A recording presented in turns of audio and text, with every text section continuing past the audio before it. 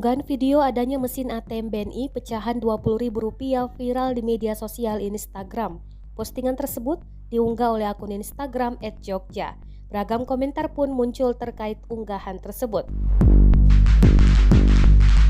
Sekretaris Perusahaan PT Bank Negara Indonesia atau BNI, Muharram membenarkan bahwa saat ini BNI masih menyediakan ATM dengan denominasi pecahan Rp20.000. Muharram menjelaskan keberadaan ATM pecahan Rp20.000 tidak hanya berada di titik 0 km kota Yogyakarta semata.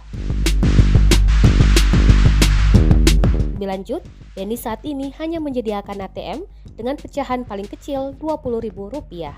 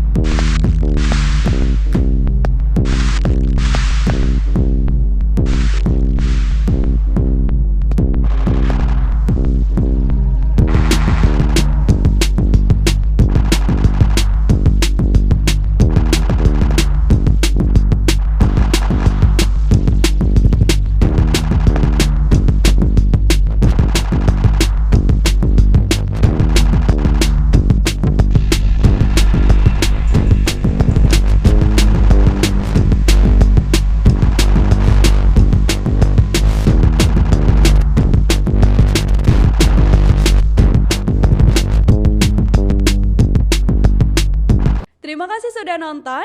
Jangan lupa like, subscribe, dan share ya.